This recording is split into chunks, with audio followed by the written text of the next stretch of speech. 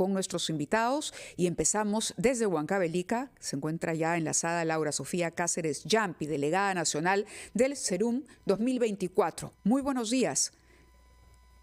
Laura, gracias por estar con nosotros.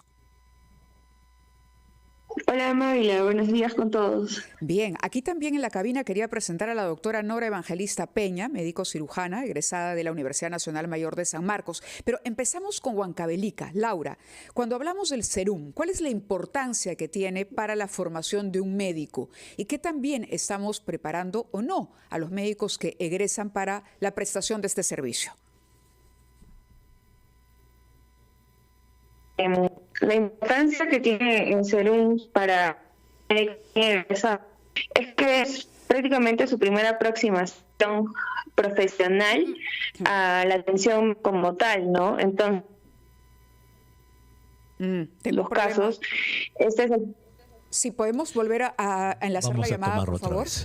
Sí, si fueran tan amables. Entre tanto, habíamos presentado también a la doctora Nora Evangelista Peña, médico cirujano, egresada de la Universidad Nacional Mayor de San Marcos. Ella ejerció, doctor Huerta, fíjese, el Servicio Rural y Urbano Marginal de Salud en la provincia del Manu, en Madre de Dios. Quizá pueda trasladarnos un poco de esa experiencia. ¿Cuál es la importancia de este servicio y si la universidad la capacitó para ese ejercicio? Nora, buenos días. Gracias por estar con nosotros. ¿Qué tal? Buenos días con todos. Buenos días, Mávila. Buenos días, doctor Elmer Huertas. Hola. Agradecida por compartir esta mesa redonda y abordando el tema de lo que es el SERUMS. Respecto a tu pregunta, en sí el SERUMS ha sido creado en sí para cubrir las brechas que el Perú tiene. Me refiero al interior del Perú, ¿no? Pobladores que no acceden a la salud. Entonces, ¿qué ha hecho el gobierno en tiempos pasados? Ha previsto acá a los médicos egresados para poder cubrir esa brecha. Así es, esa brecha de deficiencia de salud, porque son lugares muy lejanos, porque hay desafíos, como es la geografía, como es... Nora, y cuando llegó a su SERUM, ¿usted se sintió preparada, sintió que la universidad le había preparado para tomar ese cargo?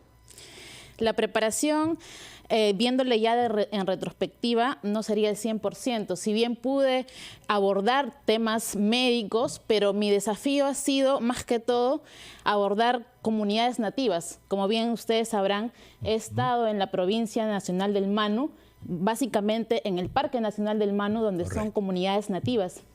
Y en ese sentido, entonces, época, ¿qué debería ser? ¿Cómo debería ser la formación? ¿Qué cambios deberían ocurrir en la formación de los médicos para que cuando lleguen a su SERUM se sientan que pueden galopar? Claro, muy bien. Dentro de la currícula tiene que ver mucho la educación médica, ¿no? Acá la plana curricular está orientado básicamente a lo que ustedes venían entrevistando a los demás ponentes en la atención hospitalaria. Y hay una deficiencia en conocimientos en la atención primaria, que es lo que nosotros vemos frecuentemente en nuestra época de SERUMS.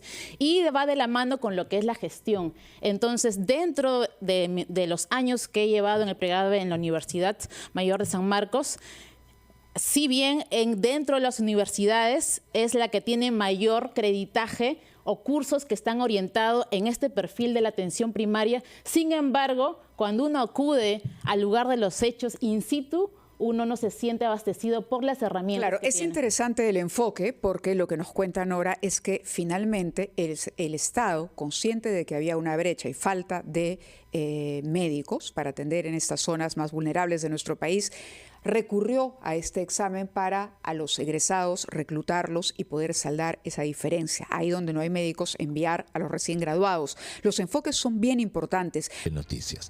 Estamos conversando ahora con nuestros invitados, nuestras invitadas, dos serumistas. Una está en Huancavelica y la otra está en nuestros estudios en Lima. En Huancavelica está la doctora Laura Sofía Cáceres Yampi, ella es delegada nacional del SERUMS 2024, y en nuestros estudios la doctora Nora Evangelista Peña, médica cirujana egresada de la Universidad Nacional Mayor de San Marcos, que ya nos dijo en el bloque anterior que cuando ella llegó al Manu para hacer sus SERUMS, no estaba del todo preparada, a pesar que en la universidad le habían dado algunas horas de entrenamiento en lo que es el servicio periférico. Y con lo que nos dijeron los decanos en los bloques anteriores, que el 70% de la educación de un estudiante de medicina está en un hospital y solo 30% en la periferia, pues eso no causa un asombro. Vamos a Huancavelica. Doctora Cáceres, cuando usted llegó allí a su SERUMS en Huancavelica, ¿estaba preparada para lo que le esperaba?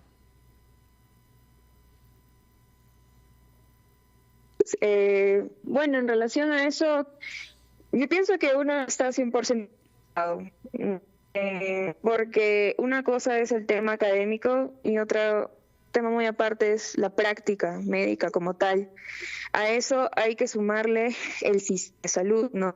Que muchas veces no es muy amable o amigable cuando uno recién se está incorporando, ¿no? Se espera mucho de un médico recién egresado que llega a un lugar que no conoce, que es totalmente nuevo y tiene ya una gran responsabilidad, ¿no? Comunidades que están muy lejanas y la salud de todas estas personas a cargo. Entonces sí es una gran responsabilidad y muchas veces yo diría que la gran mayoría de nosotros no estamos totalmente preparados para asumir el reto. Muy bien, si eso es así, entonces le hago la misma pregunta que le hice a la doctora Evangelista, doctora Cáceres. ¿Qué debería cambiar en el currículum de las facultades de medicina para que cuando ustedes lleguen a esos sitios por lo menos caigan paraditos, no caigan acostados? Yo creo que, como ya lo mencionaron también colegas anteriores, la currícula está orientada sí a un tema más académico y hospitalario. Entonces, si realmente el enfoque o la necesidad de lo que necesitan de los médicos es la atención primaria, entonces en el pregrado deberían pues sumarse este tema de la atención primaria y prácticas de esta, ¿no? Porque no solamente, bueno, la gran mayoría de cosas que se hacen en atención primaria usualmente requieren habilidades prácticas, ¿no? Porque el tema académico es el mismo que abordamos, entonces lo que se necesita es eso, habilidades prácticas. Yo quisiera permitirme, doctor Huerta, si me da un instante, la doctora Evangelista me decía durante la pausa algo interesante, que de pronto lo que se requiere para atender adecuadamente a esa población vulnerable a través de las postas y la primera línea de atención médica es reunir capacidades diferentes, es decir, no hablo de que todo se le cargue al médico, sino de pronto también echar mano de profesionales de otros sectores que puedan complementar el trabajo que hacen los serumistas. Algo así me decía Nora. Así es, muy bien, Mávila. En cuanto a lo que es el tema de atención primaria, no pienso que solamente es un punto de quiebre o necesidad para un serumista, sino es una necesidad o estrategia que el Perú necesita desde una prevención y una promoción. El sistema cambiaría muchísimo y se invertiría el financiamiento, incluso se direccionaría más. Ahora, respecto a tu pregunta, definitivamente, cuando yo ingresé al Parque Nacional del Manu, que fue mi gran desafío porque vi la brecha y la interculturalidad, percibí que no solamente el que medicina sabe, no sabía nada en cuanto a lo que era la salud intercultural. Entonces necesitaba de una visión de un antropólogo, de un sociólogo, incluso de un economista. Y ante esos temas tan complejos es necesario unir fuerzas para poder apuntar, en este caso, a tener un mejor perfil médico que el Perú necesita. Claro, porque finalmente el SERUM va a terminar en algún momento. Claro. Y ese médico va a continuar su camino y esa población se va a quedar ahí. Entonces, ¿cómo hacemos para que se mantenga o permanezca en el tiempo ese servicio de atención? Claro, ahí es una buena pregunta y ahí interviene el término la sostenibilidad Mávila. Y ahí tiene que ver mucho con los planes, las normas técnicas y las herramientas creadas por las personas que vamos, porque muchas veces uno cuando lee el papel soporta todo. Pero mientras uno se topa con la realidad, ninguno de las líneas que menciona la norma técnica o los modelos de atención o de salud intercultural no se aplican a la realidad. Entonces, quienes deben de redactar deben ser un trabajo en conjunto, no solamente de políticos, sino también de quienes también hemos ejercido la función ahí.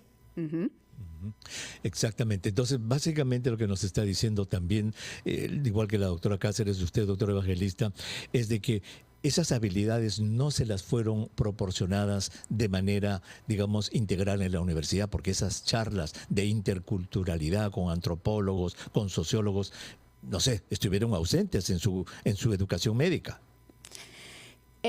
Bueno, respecto a su pregunta, doctor Huertas, que es muy atinada, a nosotros la medicina nos ven solamente con el método científico y muy pocas veces con la formación humanística. Y este lado humanístico, social, debería estar orientado en las nuevas currículas de acá en adelante. Y obviamente la educación médica y las facultades que reúnen todo ello deben aportar y apostar por ello. Correcto. Ya los decanos ya se han dicho que ustedes pasan el 70%, los estudiantes de medicina, el 70% en un hospital y no en lo que es realmente la comunidad. Muchísimas gracias, doctora, desde Huancavelica, Laura Sofía Cáceres, muchísimas gracias por haber estado con nosotros, y también doctora evangelista Nora Evangelista Peña, gracias por haber colaborado en este programa. A ustedes, muy amables con sus preguntas, gracias por la retroalimentación. Gracias. Tomamos la pausa entonces, Mabila, y vamos a regresar ya para hacer como una especie de conclusiones finales de lo que hemos aprendido en estas 2 horas, en este especial de RPP Noticias. Médicos en el Perú están bien preparados para atenderte. Regresamos.